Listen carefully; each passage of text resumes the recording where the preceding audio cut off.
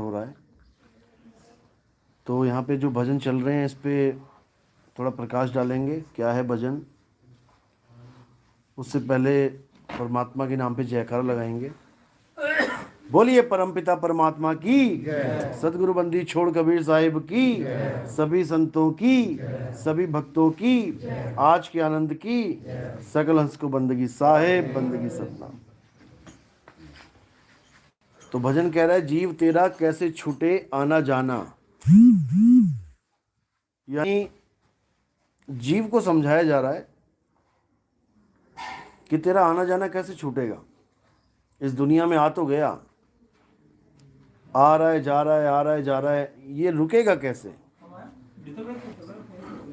जब तक कोई भेदी गुरु नहीं मिल गया आपको, जब तक आपके जीवन में कोई भेदी गुरु नहीं आया, जब तक ये आना जाना खत्म नहीं हो सकता। तो उसी के लिए कबीर साहब की वाणी है कि जीव शिव और पीव, जब तक इन तीनों का भेद बताने वाला आपको गुरु नहीं मिल गया, जब तक आपका काम बनने वाला नहीं है। जीव शिव सब प्रगटे, वह ठाकुर वह दास, और कबीर और जाने नहीं, एक राम नाम की आस। इस एक ही दोहे में जीव शिव और पीव, इन तीनों का भेद खोल रखा है।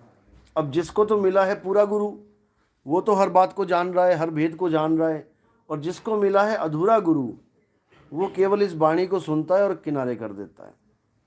वो भेद नहीं समझ सकता, और जब तक भेद नहीं समझेगा, जब तक उसको वस्तु मिलने वाली नहीं है।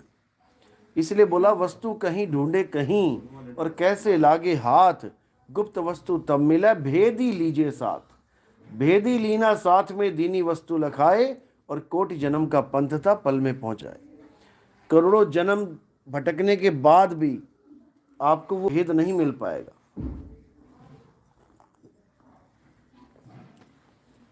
जब तक कोई भेदी सदगुरु आपके जीवन में नहीं आया। नाम जपने वाले, तपस्या कराने वाले, ये बहुत से गुरु हैं दुनिया भर के, एक छोड़ो दूसरा पकड़ो, दूसरा छोड़ो तीसरा पकड़ो। इन्हीं 52 अक्षरों के मंत्र बना बना के जपवाने वाले बहुत मिल जाएंगे। 1 नाम, 2 नाम, 5 नाम, 7 नाम, जितने भी बोलने वाले नाम हैं, ये देने वाले बहुत गुरु मिल जाएंगे, करोड़ों नाम जपवा देंगे। लेकिन साहिब क्या कह रहे हैं, कोटि नाम संसार में, इनसे मुक्ति ना होए। 5, 7, 10 छोड़ो, करोड़ों नाम जलोगे तब भी तुम्हारी मुक्ति होने वाली नहीं है। कोटि नाम संसार में, इनसे मुक्ति ना होए, और गुप्त नाम सतपुरुष का, बुझे बिरला कोई। वो बूझने वाली बात है। जो असली नाम है वो जपने वाली बात नहीं है कि कोई तुमने नाम जप लिया। साहिब कह रहे, क्या जपा तुमने, ये 52 अक्षर ही जपे। इन नामों से अच्छा है आ ई पढ़ लो पूरी, उसमें सारे नाम आ जाएंगे दुनिया भर के, सारे परमात्मा खुश। तुम 5 नाम लेके बैठे हो, 10 नाम लेके बैठे हो, 20 लेके बैठे हो। इसी को बोला साहिब ने, 52 आखर जोरे आन, और सक्या ना आखर एक पहचान। 52 अक्षरों को जोड़ जोड़ के दुनिया भर के नाम रट ले, और उस एक अक्षर को नहीं जान पा रहे हो। वो एक अक्षर क्या है, वो तुम्हारा आत्म स्वरूप है। जब तक तुम्हें तुम्हारा आत्म स्वरूप समझ में नहीं आया, जब तक तुम्हारा कल्याण नहीं होने वाला। ऐसे ही आना जाना लगा रहेगा। अगली कड़ी बोलो। भेष धरे साधु कहलाए, भेष धरे साधु कहलाए, सत्य का मरम न जाना। खुद ही जग में फिरे भ्रमता, खुद भी जग में फिरे भरमता, औरों को भरमाना। यानी ये साहिब किसके लिए बोल रहे हैं, अधूरे गुरुओं के लिए बोल रहे हैं। लेकिन जो संस्थाओं में जुड़े हुए हैं, यानी एक तो होते पैंट कमीज वाले गुरु, जो यूट्यूब खोलो दुनिया भर के पैंट कमीज वाले ज्ञान दे रहे हैं। एक होते हैं साधु गुरु, यानी सफ़ेद चोला, लाल चोला, भगवा चोला, चोले पहन के जो अपना ज्ञान बांट रहे हैं। तो कह रहे हैं, भेख धरे साधु कहलावे। भेख तो पहन लिया, कबीरपंथी है कोई, सफ़ेद कपड़े पहन लिए, दिखने में तो लगेगा कि बिल्कुल कबीर ही खड़े हैं, ऊपर से नीचे तक सफ़ेद। भेख धरे साधु कहलावे, सत का मरम न जाना। जो सत वस्तु है उसका मरम नहीं जाना। यानी जीव को तो समझ लिया, लेकिन जो पीव है उसको नहीं जान पाए। क्योंकि 3 वस्तुएं हैं, जीव शिव पीव। अब जैसा तुम्हें गुरु मिलेगा, तुम्हें उसी पद का ज्ञान दे देगा। तब बात बनेगी। तो कह रहे हैं सत्य का मरम ना जाना, खुद भी जग में फिरे भरमता और दूजों को भरमाना। खुद तो जा ही रहा है 84 में, क्योंकि यहाँ पे ऐसा सिस्टम नहीं है कि अगर कोई गुरु बन गया तो वो पार ही हो जाएगा, कि वो भगवान ही बन गया, वो परमात्मा ही बन गया, ऐसा नहीं है। यहाँ पर कई गुरु आए, कई चले गए, बचा वही जिसने सत्य का साथ दिया, जो सत्य के साथ जुड़ा रहा। इसलिए साहिब ने बोला एक डाल दो पंछी बैठे, एक गुरु एक चेला, गुरु की करनी गुरु भरेगा। अगर गुरु सत्य के साथ टिका है तो वो पार हो जाएगा, और अगर नहीं टिका है वो डूबेगा, गुरु भी डूबेगा। ऐसा नहीं है कि कोई गुरु पद को आ गया, प्राप्त कर लिया तो वो पार ही है, ऐसा नहीं होता। अपनी करनी से पार होते हैं। तो कहते हैं एक डाल दो पंछी बैठे, एक गुरु एक चेला, गुरु की करनी गुरु भरेगा, चेले की करनी चेला, तू उड़ जा हंस अकेला। यहाँ पर गुरु चेले का भेद ही नहीं है। यहाँ गुरु ज्ञान है और चेला सुरता है। जो सुरता ज्ञान को पकड़ लेगी वो पार हो जाएगी, और जो ज्ञान को नहीं समझ पाएगी, इसी दुनिया में भरम रही है, खुद तो रहे भरमता, औरों को भरमाना। खुद भी भरम रहा है, दूसरों को भी भरमा के रखा हुआ है, उसका कभी कल्याण नहीं होगा। आगे, इतनी साख दे के समझाई एक साख नहीं माना। इतनी साख देख समझाई एक साख नहीं माना।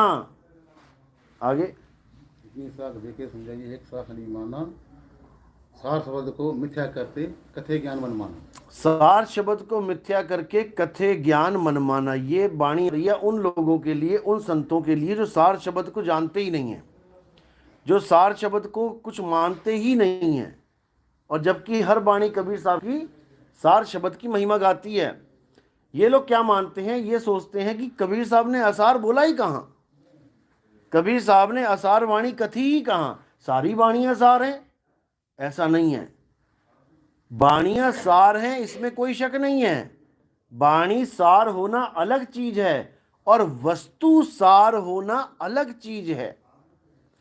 हमें सार वस्तु चाहिए, सार वाणियाँ तो सारे पढ़ रहे हैं। एक कसाई भी पढ़ सकता है वाणियाँ।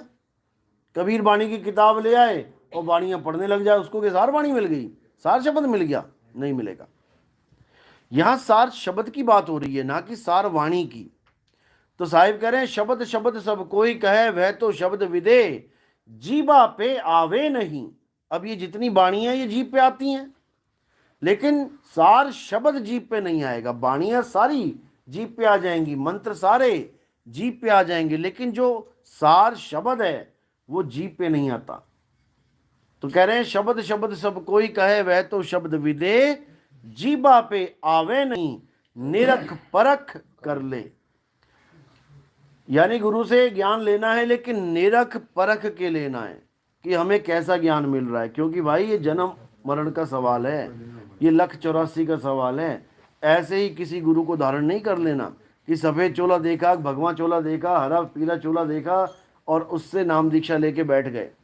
साहिब कह रहे हैं गुरु करो जान के, पानी पियो छान के। अब कह रहे हैं गुरु करो छान के, पानी पियो जान के। क्यों? क्योंकि अब वो समय नहीं है जब पानी में कीड़े हैं और तुम्हें छान के पीना पड़े। अब तो आरओ है। अगर आरओ की टोटी में तुमने कपड़ा लगा दिया तो तुमने पानी बर्बाद कर दिया। उसी पानी से जब कपड़े से पानी छनके जाएगा तो उस कपड़े में कितने जीवाणु चिपक जाएंगे, और जब दोबारा पानी आएगा जो बाहर जीवाणु लगे हुए हैं वो सारे गिलास में आ जाएंगे। अगर कपड़े से छान के ही पानी शुद्ध होता, भैया आरओ वाले पागल थे क्या जो इतने फिल्टर लगा रखे हैं अंदर? वो सबकी टोटियों में कपड़ा बांध के दे देते। लेकिन नहीं समझ में आ रहा, आज भी टोटियों में कपड़े बांध रखे हैं। आज कौन सी मछली आ रही है, कौन सा मेंढक का बच्चा आ रहा है पानी में? तब तो मछलियों के बच्चे, छोटे छोटे मेंढक के बच्चे, जीवाणु विषाणु कीटाणु सारे आ जाते थे पिछले जमाने में तालाबों में। आज आरओ का पानी भी छान के पी रहे हो। ऐसी मोटी बुद्धि है लोगों की। ये उन्हीं लोग के लिए बोला है जिनके पास पारख नहीं है, परख करने की शक्ति नहीं है। तो कह रहे हैं सार शब्द को मिथ्या करके ज्ञान कथे मन माना, ओ जीव तेरा कैसे छूटे आना जाना। सार शब्द को मिथ्या करके, मिथ्या तो क्या करेगा कोई, उसको कोई मिथ्या नहीं कर सकता, लेकिन उसको निगलेक्ट करके, उसको अवॉइड करके, उसको अनदेखा करना, यानी नहीं नहीं नहीं कोई सार शब्द नहीं होता। क्यों नहीं होता भाई? वाणी पढ़ो, सारे शब्द गही बांची हो, मानो एतबारा, अक्षर पुरुष एक पेड़, निरंजन वाकी डारा। यहां पर निरंजन काल को बोला गया है कि काल भगवान जब आएगा, काल एक वस्तु है। जैसे कुत्ता आए तो कुत्ता एक वस्तु है। अब वस्तु वस्तु को ही भगा सकती है। अगर कुत्ता आ रहा है और तुम्हारे पास वस्तु ना हो, वस्तु का नाम हो, तो उसको कोई फर्क पड़ने वाला नहीं है।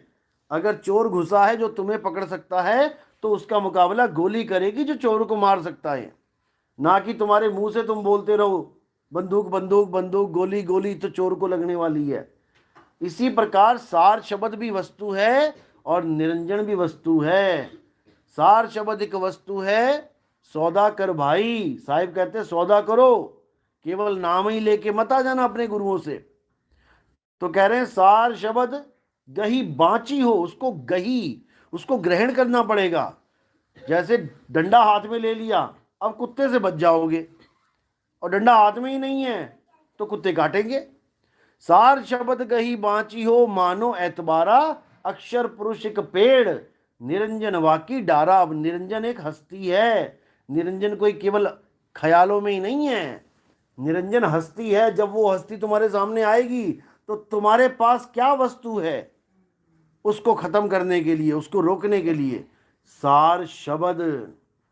इसीलिए कह रहे हैं सार शब्द गही बांची हो। सार शब्द को ग्रहण करोगे तो बचोगे। किससे? काल भगवान से। ना कि बाणियां पढ़ोगे, ना कि कबीर बाणियों को समझ लिया तुम्हें काल आएगा तो तुम बाणियां पढ़ोगे, तुम्हें दो दोहे ना बोलने देगा वो, तुम्हारी हालत खराब हो जाएगी। जब मौत आती है सारी बाणी वाणी भूल जाती है, सारे नाम मंत्र भूल जाते हैं। कान के पास से अगर ट्रक निकल जाए फुल स्पीड में तो उई माँ आता है याद, वो राम राम याद नहीं आता है। नहीं तो करके देख लेना एक बार। तो इसी के लिए बोला जा रहा है कि खुद भी भरम में फिरे भटकता, औरों को भरमाना, जीव तेरा कैसे छूटे आना जाना। आगे, बहुबंधन में जीव बंधा है, पच पच के मर जाना। बहुबंधन में जीव बंधा है, पच पच के मर जाना। छठी जगह को भूल के पांच तत्व में उड़ जाना। छठी जगह को भूल के पांच तत्व उलझाना, ओ जीव तेरा कैसे छूटे आने जाना। अब ये बहुत बहुत भेद की वाणी है, क्योंकि आप बीजक पढ़ोगे, पहली साखी क्या कह रही है? जैया जन्म मुक्ता हता, तैया हता न कोई, और छठी तुम्हारी है जगह, तू कहाँ चला बिगोए। यानी कि कबीर साहब मना कर रहे हैं, वो शब्द गुरु मना कर रहा है कि भैया तुम कहाँ जा रहे हो, अपने स्थान पे रहो, छठी तुम्हारी है जगह। यानी तुम अपना उच्चतम पद छोड़ के तुम नीचे आ गए, तुम अज्ञान दृष्टि में आ गए, अब तुम जीव हो गए। नहीं तो पहले तुम पीव अवस्था में थी। अवस्थाएं होती हैं, जीव, शिव, पीव, तीनों अवस्थाओं का नाम है। तो सबसे पहले हम पीव अवस्था में हैं, उसके बाद ब्रह्म अवस्था में आते हैं, फिर सारी सृष्टि, यानी यही सृष्टि है हमारी, ये सृष्टि को बना के फिर वही ब्रह्म जीव अवस्था में आ जाता है। वही ब्रह्म जीव बना बैठा हुआ है, लेकिन इस भेद को कोई नहीं जानता है। लोग ब्रह्म किसी और को मान बैठे हैं कि परमात्मा ब्रह्म है। ऐसा नहीं है, तुम्हारी ही अवस्था ब्रह्म है। जिसको साहिब ने बोला, अरे ब्रह्म बड़ा की जहां से आया, अवेद बड़ा की जिन निर्माया। यानी अपने आप को भूल के अपने से पैदा होने वाली चीज को हम सत्य मान बैठे हैं। वेद और वेदों को लिखने वाला, ये दोनों अलग अलग हैं। हम वेदों को महान मान रहे हैं, लेकिन जिसने वेदों को लिखा है वो सोचो कितना महान होगा। हम मंदिर को महान मान रहे हैं, लेकिन जिसने मंदिर बनाया, जिसने, वो सोचो कितना महान है। हम मूर्तियों को महान मान रहे हैं, लेकिन मूर्तियों को जितना सुंदर रूप दिया किसी ने, वो सोचो कितना महान होगा। इसी तरह साहिब ने हमेशा यही बोला कि तुम अपने आत्म स्वरूप को जानो और काया स्वरूप को छोड़ो। काया स्वरूप बदलता है, हमेशा एक सा नहीं रहता है। और यही पांच अवस्थाओं में तुम्हारा जो पतन हुआ है, पांच तत्वों में, छठी को छोड़ के पांच तत्वों में आके तुम्हारा पतन हुआ, तुम जीव अवस्था को प्राप्त हुए हो। अब तुम्हें जब तक छठी अवस्था का ज्ञान नहीं होता, जब तक बात नहीं बनने वाली। इसीलिए बोला छठी तुम्हारी है जगह, तू कहाँ चला भिगोए। आगे, भूल के कारण जीव कहाया, भूल का मर्म न जाना, बिना शब्द के बने पार की पार न जाना। भूल के कारण जीव कहाया, जीव कहाया। जो तुम्हारी भूल हुई है तुमसे, अपने असली पद को छोड़कर तुम नीचे आ गए, यही तुम्हारी भूल है, यानी अपनी कल्पना में खो गए, यही तुम्हारी भूल है। इसी कारण तुम जीव कहला रहे हो। अब ये भूल तुम्हारी कब मिटेगी? जब पारखी गुरु तुम्हारे जीवन में आया, तब तुम्हारी भूल को खत्म कर देगा। लेकिन अगर केवल नाम का पारखी आया तो तुम्हारी बात बनने वाली नहीं है, क्योंकि नाम की पारखी से बात नहीं बनेगी, काम का पारखी होना चाहिए। पारख करना किसका है? अपने निज स्वरूप का। तुम्हारा निज स्वरूप क्या है, उसका पारख करना है, ना कि जीव और शिव का पारख करना है। ये तो प्रगटते हैं, जीव शिव सब प्रगटे, ये प्रगटे हैं, लेकिन कहाँ से प्रगटे हैं, ये कहाँ से आए हैं, इसको कोई नहीं जान रहा। जैसे पहले देखते थे भगवानों को, वो प्रकट हो गए, अब वो जैसे विष्णु जी मान के चलो कहीं बैठे हैं, वहां से गायब हुए, यहाँ प्रकट हो गए। अब सब कहें महाराज जी आप यहाँ प्रकट हो गए हो, माथा टेके, लेकिन प्रकट कहाँ से हुए हैं? निज घर क्या है उनका? वहां से यहाँ प्रकट हुए हैं, यहाँ रहेंगे नहीं हमेशा, यहां से फिर वहीं जाएंगे। तो जीव शिव सब प्रगटे। कहां से आ गए ये सारे जीव? ये इतने जीव कहां से आ गए? ये मिट्टी से पैदा हो रहे हैं, ये कहीं थे, वहां से यहां प्रकट हो गए हैं। अब यहां से वहां पहुंचाना है इनको, तब तो इनकी मुक्ति होगी। और अगर यहीं के यहीं रह गए कि जड़ भी आदि है, चेतन भी आदि है, तो फिर यहीं पे भ्रमते रह जाओगे। जड़ और चेतन अगर दो आदि हैं तो दोनों परमात्मा हो गए। जैसे कहते हैं कि जड़ और चेतन दोनों आदि हैं, अगर जड़ और चेतन दोनों आदि हैं तो दोनों परमात्मा हो गए, दोनों भगवान हो गए। फिर जड़ चेतन में फिर कौन सही और कौन गलत, कौन अच्छा कौन बुरा, कौन महान और कौन नीच, फिर तो कोई भेद ही नहीं रहा। जब दो ही आदि हैं तो, और तुम छोड़ के कहाँ से जाओगे? आदि को छोड़ के तुम जाओगे कहाँ? बिल्कुल गलत है। साहिब कह रहे भाई रे, दो जगदीश कहाँ से आया? कहो कौन बोराया? दो आदि अनादि कैसे हो सकते हैं? नहीं हो सकते, क्योंकि इन लोगों को ये भेद ही नहीं पता है कि सृष्टि होती कैसे है। भजन गाएंगे तब नहीं था नौलख तारा, तब नहीं था सूरज चंदा। भजन गाएंगे नहीं था सूरज चंदा, और जब ज्ञान पूछो तो कहेंगे ये तो पहले से ही था। अरे भैया ये सब पहले से था तो तुम छोड़ के कहाँ जाओगे? ये पहले से नहीं था। ये कैसे पैदा होता है, कैसे प्रकट होता है, इस भेद को कोई जानता ही नहीं है। और जब तक ये भेद नहीं जानोगे सृष्टि रचना का, तब तक तुम इस सृष्टि रचना से निकल भी नहीं सकते। तुम्हें बार बार यहीं आना पड़ेगा, बार बार किसी माँ के गर्भ में जाना पड़ेगा, हड्डियों के ढांचे में फंसे होगे, फिर निकलोगे, फिर जाके वहीं फंस जाओगे। जहां से आया वहीं समाया, कहें कबीर तूने क्या कमाया, क्या कमा लिया तूने भाई इंसानी चोले में आके, जब तुझे इतना भी नहीं पता लग रहा कि सृष्टि होती कैसे है। ये पता कैसे लगता है? ये गुरु से पता लगता है। गुरु अपने शिष्यों को भेद देता है कि बेटा सृष्टि कैसे होती है और कैसे सृष्टि को खत्म करना है। क्योंकि सृष्टि करने वाला कौन है? ब्रह्म है, जिसको मन कहते हैं। साहिब कहते हैं मन को मार गगन चढ़ जाई। ये भेद बता रहे हैं कबीर साहब कि सृष्टि खत्म कैसे होगी। जो सृष्टि कर रहा है उसी को खत्म कर दो। समझ में आ रहा है? जो सृष्टि पैदा कर रहा है तुम उसी को खत्म कर दो, होके दिखाए पैदा। आप मकान बनाते हो, कहते हैं ये मकान पूरा नहीं हुआ, और जो बना रहा था वो बंदा ही मर गया। और जो बना रहा था वही मर गया, तो मकान कैसे पूरा होगा? नहीं हो सकता। इसलिए साहिब बता रहे हैं भेद। मन को मार गगन चढ़ जाई, मान सरोवर पैठ नहाई। यही भेद है, इसी में भेद छुपा है कि कैसे मारे मन को, क्योंकि मन मरता नहीं है। कोई सोचे कि आदमी मर गया तो समझो मन भी मर गया। माया मरी ना मन मुआ, मरी मरी गया शरीर, आशा तृष्णा ना मोई, कह गए साहिब कबीर। आशा तृष्णा क्या है? ये मटेरियल है मन का। जैसे आपके पास सीमेंट बजरी ईटा सरिया नहीं है तो तुम मकान बना लोगे? नहीं बना पाओगे, भले कितना सोचते रहो। ये सीमेंट सरिया क्या है? आशा तृष्णा। ये तुम्हारा सामान है। अगर ये सामान तुम्हारे पास ना हो तो तुम बना नहीं सकते मकान। इसलिए साहिब ने बोला कि जो तू चाहे मुझको तो छोड़ सकल की आस। हो गई ना खत्म आशा। आशा तृष्णा नाम हुई, कह गए संत कबीर। कैसे नहीं मुएगी? जब गुरु नहीं मिलेगा तब तक नहीं मुएगी, और गुरु मिल गया तो रहेगी नहीं। क्योंकि इन लोगों को कुछ समझ में ही नहीं आता कि करना क्या है। ये लोग केवल टाइम पास कर रहे हैं साधु बन के, और दूसरों को भरमा के टाइम पास करवा रहे हैं। असल में सृष्टि रचना कबीर साहब ने खोल रखी है, लेकिन वो ऐसे गुप्त भेदों के साथ खोल रखी है कि आम आदमी के दिमाग में वो पड़ती ही नहीं है। उसको तो ये लगता है परमात्मा ने 16 पुत्र पैदा कर दिए, उसमें पहला कुरुम था, दूसरा कबीर था, और ऐसा था वैसा था, उसी में उलझा दिया सबको। जबकि हर वाणी के पीछे गुप्त भेद हैं।